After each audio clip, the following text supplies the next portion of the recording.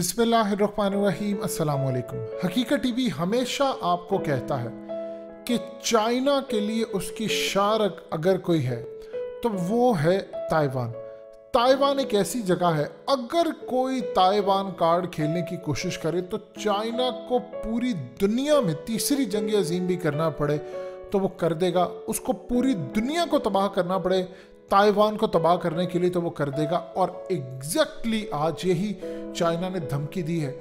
आज चाइना ने जो अमेरिका को धमकी दी है, जो वर्ड्स उन्होंने यूज़ किए हैं, आपने सारी ज़िंदगी नहीं सुने होंगे कि चाइना ने अपने मीडिया के ज़रिए पूरी दुनिया को क्या कहा है, किस लेवल पर उन्होंने धमकी दी है जो शायद अमेरिका भी ना दे सके। पत्थरों के दौर में पहुंचाने वाली धमकियां हो गई पुरानी। चाइना ने कहा है अमेरिका को कि तुम और तुम्हारा हलीफ जापान सुन ले कान खोलकर। इस वीडियो की अहम डिस्कशन चलती रहेगी, लेकिन इससे पहले आप वीडियो को लाइक करें, हकीकत टीवी को सब्सक्राइब कर लें और बेल आइकन पर जरूर क्लिक करें।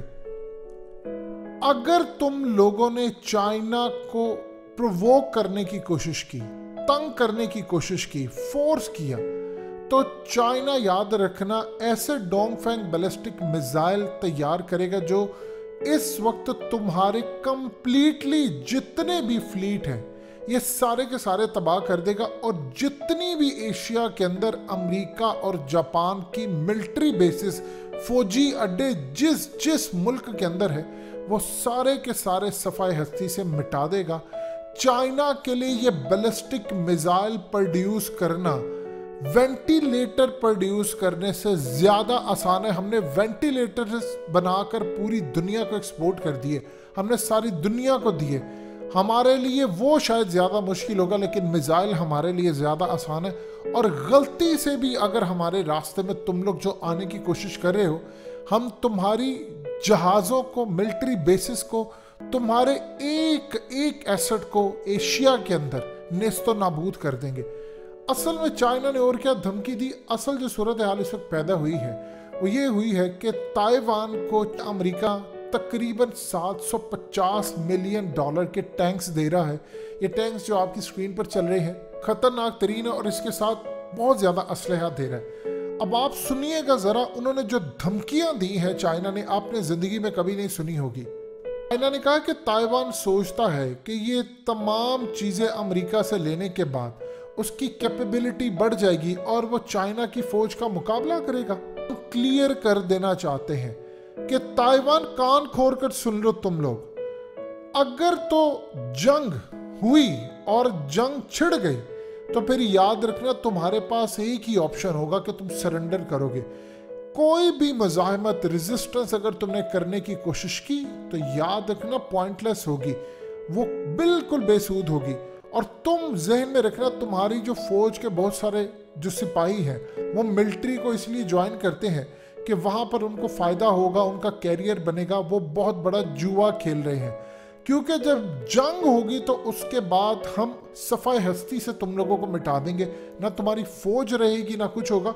और इंस्टेंटली चाइना की जानिब से ऐसे मिसाइल और ऐसे हथियार तुम पर फायर किए जाएंगे कि जो अमेरिका ने तुम्हें चीज़ें दी हैं वो हवा में तहलील हो जाएंगी, बिल्कुल तबाह बर्बाद होगा। और PLA यानी पीपल्स लिबरेशन आर्मी, चाइना की जो फौज है वो किसी तरह की तुमसे कोई रियायत नहीं बरतेगी किसी भी वजह से। अगर अचानक कोई जंग छिड़ जाती है तो याद रखना तुम्हारी मदद के लिए जापान की जानिब से, जापानी आइलैंड की जानिब से अगर कोई हमला हम पर करने की कोशिश की तो चाइना के DF-17 हाइपरसोनिक मिसाइल जापान को उसी दौर में पहुंचा देंगे जहां पर कभी जापान हुआ करता था। यानी जो उन्होंने, अमेरिका ने इनका हाल किया था, तबाही बर्बादी की थी, उसने कहा था हमारे DF-17 जो मिसाइल हैं वो बड़े ज़बरदस्त हैं जापान की टुकाई करने के लिए। और साथ उन्होंने कहा है कि जापान सुन ले कि मज़ीद हमें ना उकसाना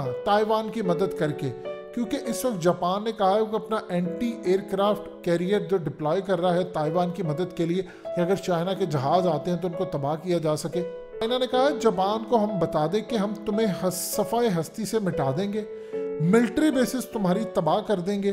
चाइना के गुस्से को बढ़ावा ना देना, हमारे DF DF-21D और DF-26 एंटी-शिप बैलिस्टिक मिसाइल तुम्हें क्लियर मैसेज दे रहे हैं कि पीछे हट जाओ, तुम्हारा तकब्बुर चाइना खाक में मिलाने के लिए तैयार है।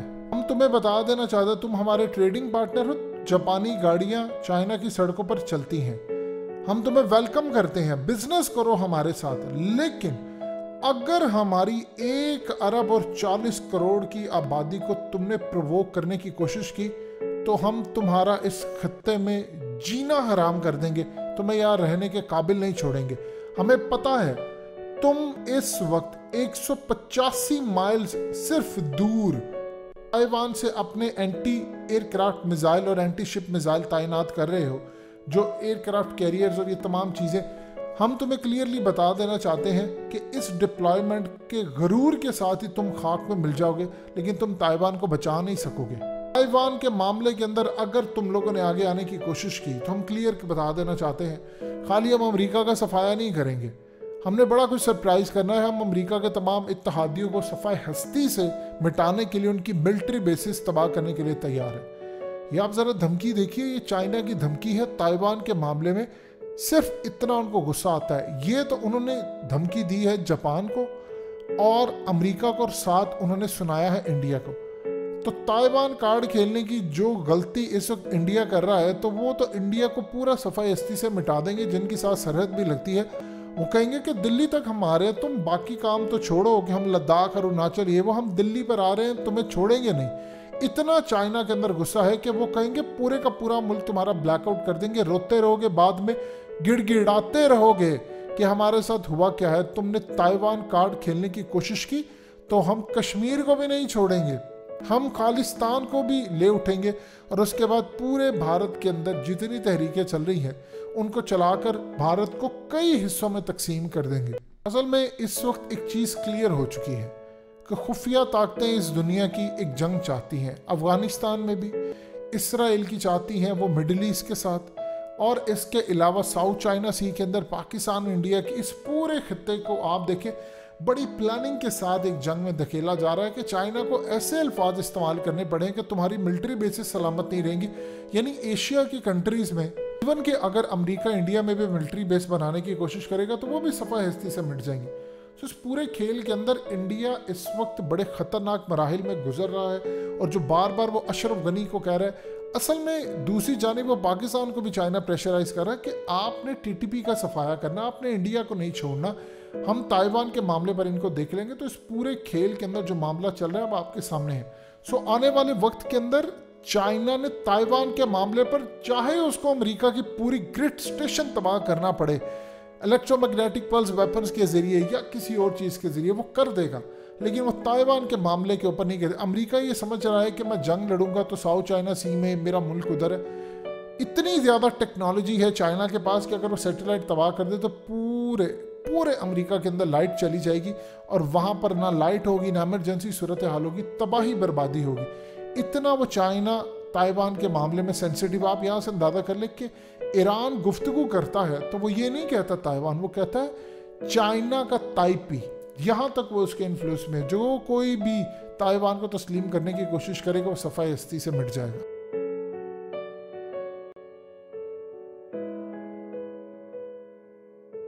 हकीकत टीवी को सब्सक्राइब करना मत भूलें, वीडियो को लाइक करें, शेयर करें और कमेंट सेक्शन में अपनी राय का इजहार ज़रूर करें।